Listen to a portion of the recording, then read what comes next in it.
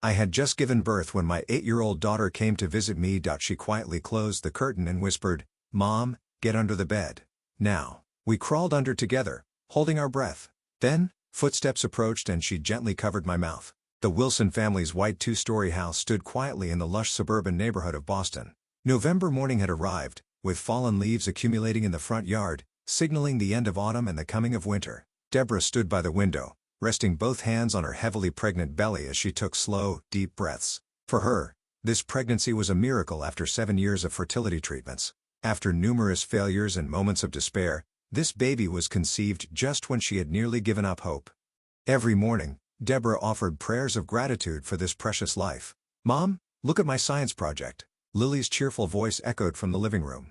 Deborah slowly descended the stairs and gazed at the solar system model her 8-year-old daughter proudly displayed. The project, with its accurate planetary placement and proportional sizes, reflected Lily's delicate sensibility and intellectual curiosity.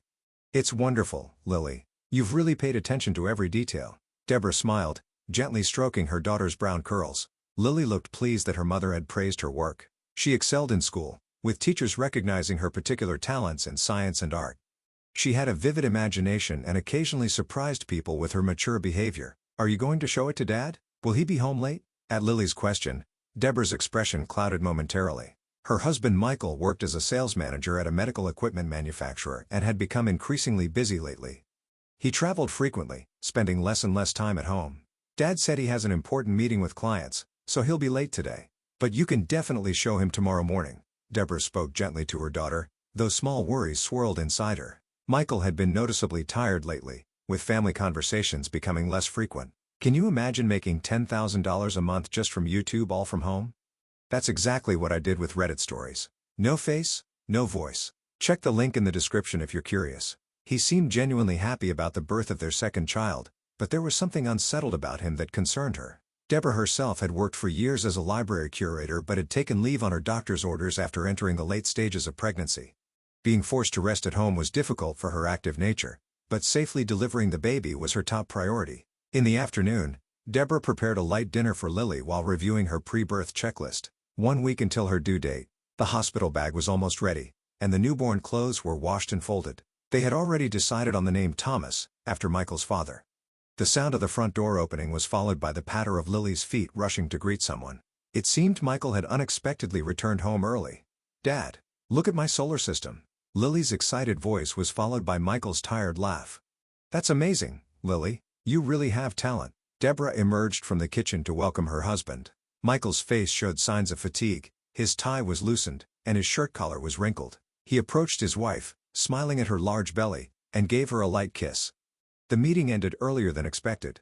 "How are you feeling?" "I'm fine. My back hurts a little, but the doctor says that's normal." That night, after Lily had gone to bed, the couple relaxed in the living room watching television. Michael put his arm around Deborah's shoulder and buried his face in her hair. "Deborah, I'm truly happy I met you." Deborah was slightly surprised by this sudden sentimental remark. Michael then began discussing plans for after the birth. His parents lived far away and would have difficulty visiting right after the delivery, and Deborah's parents couldn't travel long distances due to health reasons. They concluded that their friend Carol would be their most reliable support. Late that night, Deborah suddenly woke to intense pain. Labor had begun, a full week before her due date. Michael was scheduled to leave for a 2-day business trip the next morning but quickly began preparing. "I'll call Carol," Deborah said, fighting through the pain. "You should go on your trip. This might take a while." Michael looked hesitant but eventually agreed to Deborah's suggestion. Carol arrived promptly and would take Deborah to the hospital. Before leaving, Lily, with half-sleepy eyes, said in a small voice, "Mom, Dad, please come back soon with the baby." By the time they reached the hospital, the contractions were coming closer together. The delivery seemed to be progressing faster than expected. Carol contacted the hospital and informed Michael of the situation. After intense pain and a long labor, Deborah gave birth to a healthy boy, Thomas Wilson. The tiny life breathed quietly in her exhausted arms. A day after giving birth, Deborah lay quietly in her hospital bed. Postpartum fatigue and pain still lingered throughout her body, but the presence of little Thomas sleeping in the bassinet beside her provided comfort. Morning light streamed through the window, announcing the start of a new day. The door was knocked on, and Michael entered with a bouquet of flowers. He had returned immediately from his business trip after receiving news of the birth and rushed to his wife and son. "Deborah, you did so well. He's perfect. Michael gently picked up Thomas and gazed at him in admiration. However, Deborah sensed something odd about Michael's behavior. He seemed happy about his son, but he appeared restless, occasionally glancing toward the hallway. "Is something bothering you?" When Deborah asked, Michael hastily shook his head. "No, nothing. I'm just waiting for a call from the office. They're still contacting me despite the situation." "I'm sorry." His explanation was reasonable, but Deborah's intuition told her otherwise. Their conversation was interrupted by a nurse entering the room. She wore a name tag that read Rachel and began checking on Deborah's condition with a bright smile. "How are you feeling this morning, Mrs. Wilson? Has the pain subsided?" Rachel checked Deborah's blood pressure, giving Michael a friendly smile. Michael merely nodded briefly to her before quickly averting his eyes. "It's a little better, thank you," Deborah replied.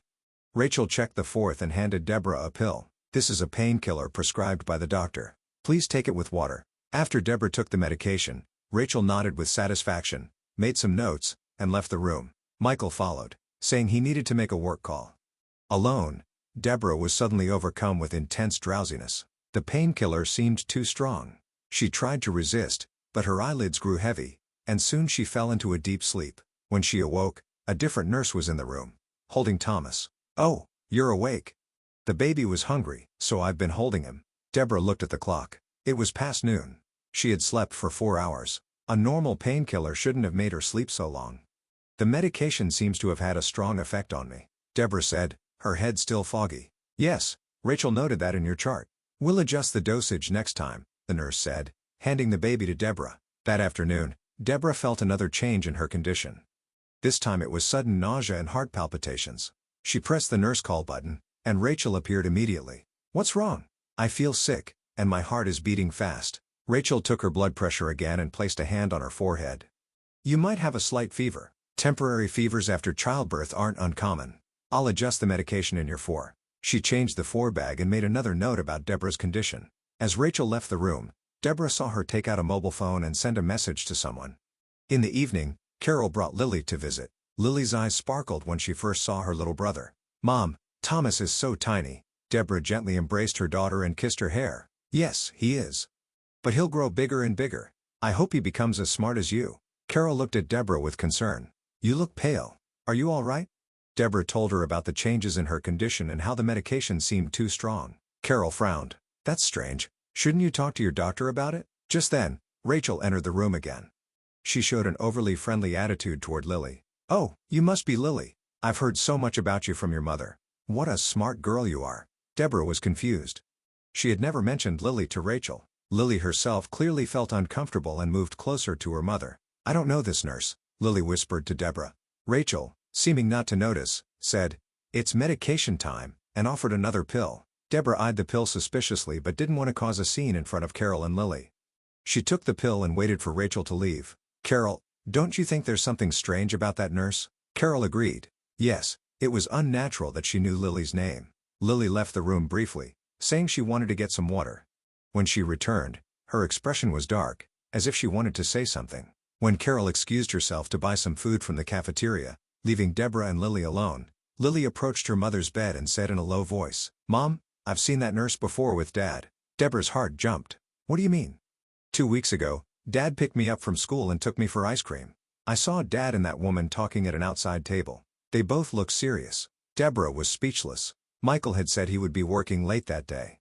Lily had no reason to lie. That evening, after Michael's brief visit, Deborah heard him leave the room. However, he didn't immediately walk away down the hallway. Instead, she heard Michael talking quietly with someone in the corridor. She couldn't make out what was said, but it was definitely a woman's voice. That night, Deborah couldn't sleep. Anxiety and doubt occupied her mind.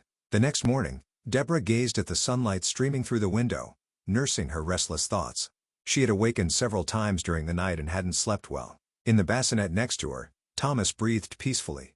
Feeling the fragility and preciousness of this small life, Deborah reflected on what Lily had told her yesterday. "I saw Dad with that nurse." Suspicions about Michael were eating away at her heart. She had sensed changes in his attitude before the birth, but she never imagined he might be involved with another woman, especially one who was her nurse. Deborah felt a headache coming on. The morning vital check was performed by a different nurse. She explained that Rachel would be on duty in the afternoon and checked Deborah's condition before leaving. The 4 was still running, but the painkiller dosage seemed to have been reduced, as Deborah's head felt clearer. In the morning, Deborah received a visit from her attending physician. The doctor seemed satisfied with her recovery but was concerned about the fever and nausea. "Let's do another blood test, just to be safe."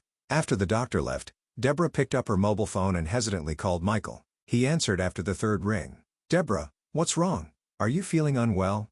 "No, I'm fine." Deborah tried to sound calm. "I just wanted to know if you could come with Lily when she visits today." On the other end of the line, Michael could be heard taking a sharp breath. "That's difficult today. I have an important meeting." "I understand." Deborah couldn't hide her disappointment. "Talk to you later, then." After hanging up, Deborah sank deep into her bed, staring at the ceiling. Was her intuition correct? Or was this paranoia due to her postpartum mental state? At lunchtime, Rachel appeared. She acted as cheerfully as ever, but Deborah noticed that her eyes weren't smiling. Rachel brought the meal and another pill. "This is an additional antibiotic prescribed by the doctor. It's to prevent infection." Deborah stared at the pill. She hadn't heard the doctor give such instructions during the morning rounds. "Did my doctor say this?" Rachel hesitated for a moment. "Yes, of course. It's recorded in your chart." Deborah took the pill in her hand but didn't swallow it. "I'll take it later. I want to eat first." Rachel briefly showed a dissatisfied expression but quickly composed herself. "All right, I'll check back later." After Rachel left, Deborah hid the pill in the bedside table drawer. Her feeling that something was wrong was growing stronger. Around 2 in the afternoon, Carol brought Lily. Lily clutched a small bouquet and rushed to her mother. Deborah embraced her daughter tightly. "Mom, are you okay?" Lily looked up at her mother's face with concern. "Yes, I'm fine," Deborah smiled. But the smile didn't reach her eyes.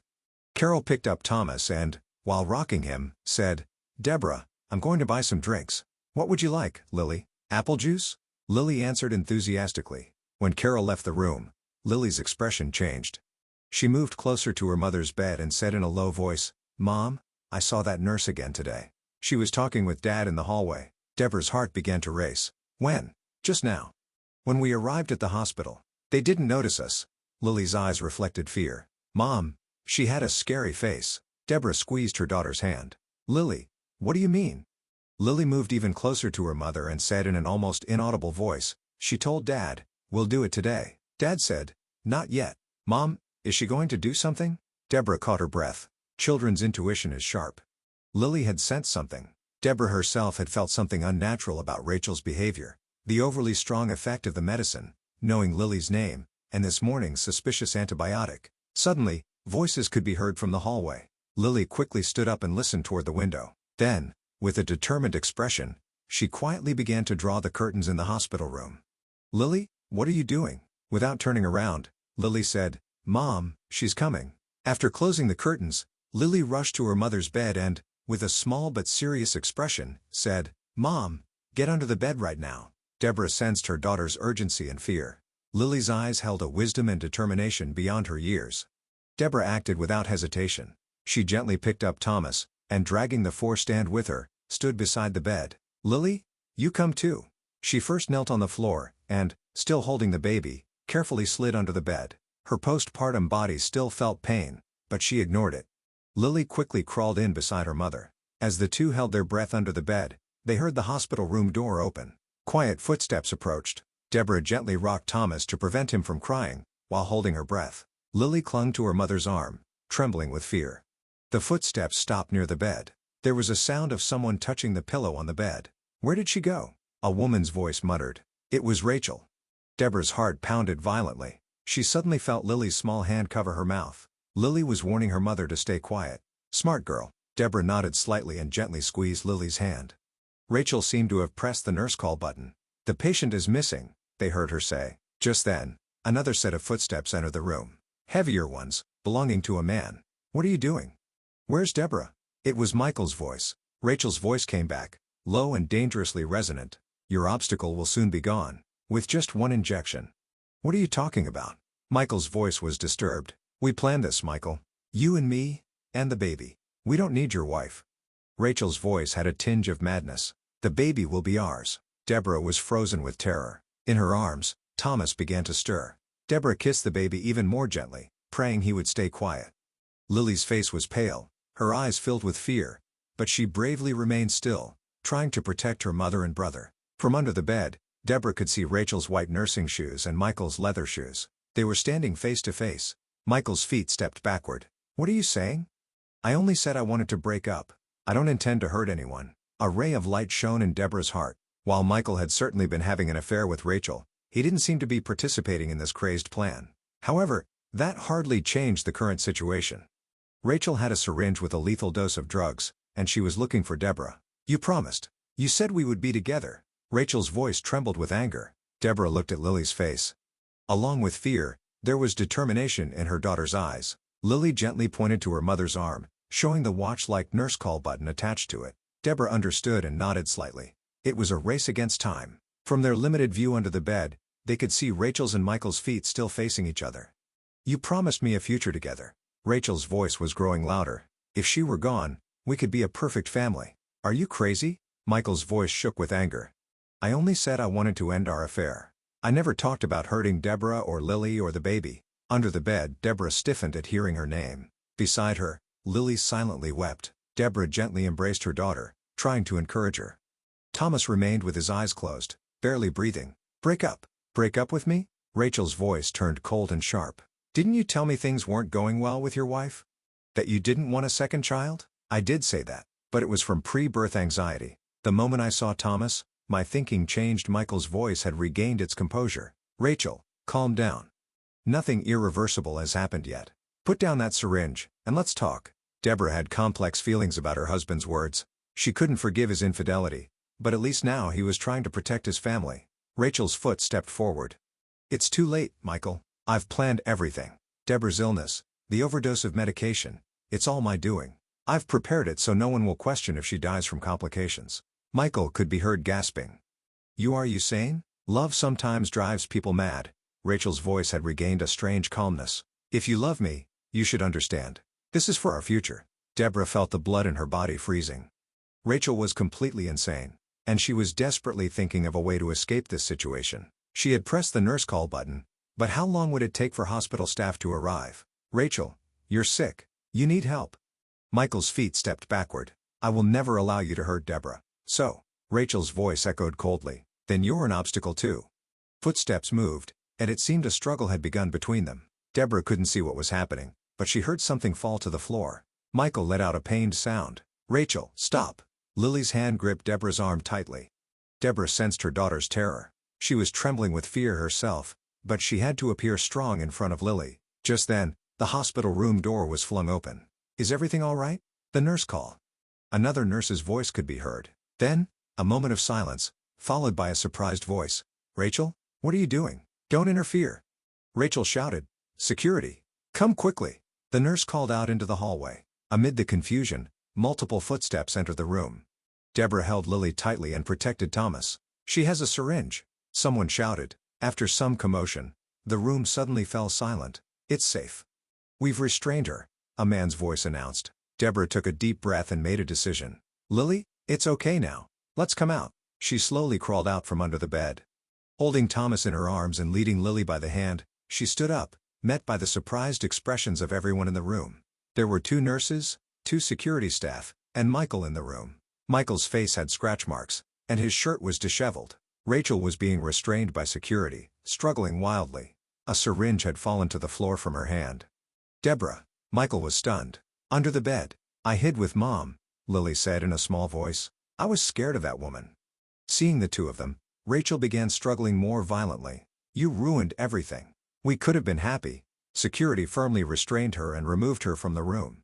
The hospital administrator was called, and the institution was in an uproar over the gravity of the situation. Deborah, Lily, and Thomas were moved to another room. The police were called, and the syringe Rachel had been carrying was collected as evidence. Emergency tests show the contents of the syringe were a lethal dose of morphine, the hospital's medical safety manager explained to Deborah. Rachel Collins was hired by our hospital 2 months ago, but we've discovered she falsified her credentials. She apparently has a history of psychiatric hospitalization and caused similar problems at another hospital. Stroking Lily's hair with trembling hands, Deborah asked, but why was I targeted? According to the police's initial investigation, Collins had a brief relationship with your husband and gathered information about you and your family in the process, the manager explained apologetically. She arranged to be assigned to you and was targeting your delivery. Michael stood outside Deborah's new hospital room door. His face showed deep regret and shame. Deborah saw him but said nothing. Let me talk to you. Michael entered the room. I'll explain everything. Lily, could you wait outside for a bit? Deborah said gently to her daughter. Lily looked anxiously at her mother but nodded and left the room.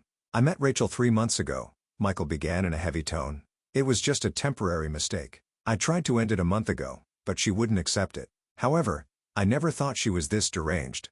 I can't believe it. Deborah's voice was cold. Your reckless behavior put our lives in danger. I know. I don't expect to be forgiven. Michael bowed his head. But for Lily and Thomas's sake, please let me try again. Deborah gazed out the window. Her heart was filled with the pain of betrayal, but at the same time, she felt deep gratitude that their lives had been saved by Lily's courage and quick thinking. I need time to think, she finally said. Right now, I just want to focus on the children. Michael nodded silently and left the room. 3 months later, Deborah sat on the small porch of her new home, watching Lily play in the garden. Baby Thomas slept peacefully in her arms. The new house was smaller than their previous one, but the warm sunshine and quiet environment surrounded by greenery were ideal for healing their wounded hearts. Rachel Collins had been diagnosed with borderline personality disorder and delusional disorder following a psychiatric evaluation and was confined to a state facility. Police investigations revealed that she had greatly exaggerated her brief relationship with Michael, even fantasizing about marriage and family planning. More surprisingly, she had caused similar problems at hospitals where she had previously worked but had concealed her record through credential falsification. Mom, look, a butterfly! Lily called from the garden, stretching her small arms toward the sky. Deborah smiled. Lily was receiving psychological counseling twice a week but was gradually regaining her original brightness with the resilience typical of children. Though occasional anxious expressions remained, she had developed a pride in being a little hero. The divorce proceedings with Michael had been completed last month. He had quit his job and moved to a city on the West Coast. Child support was paid regularly, but he didn't come to see Thomas. It was arranged that he would talk to Lily once a month by phone. With the help of a lawyer, Deborah had successfully obtained sole custody of the children. Through Carol's introduction, Deborah had started working 3 days a week at the local library. The limited working hours gave her plenty of time to spend with her children and an opportunity to build relationships in the new community. The library's storytelling sessions had become her small joy. Would you like some tea? Carol appeared from the back door, holding 2 mugs. Since the incident, she had become Deborah's strong supporter, often visiting on weekends to help with housework and childcare. Thank you. Deborah accepted the mug.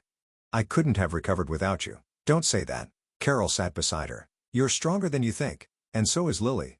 Deborah gazed at her daughter running around in the garden. She was truly brave. She saved our lives. Life is unpredictable and sometimes cruel.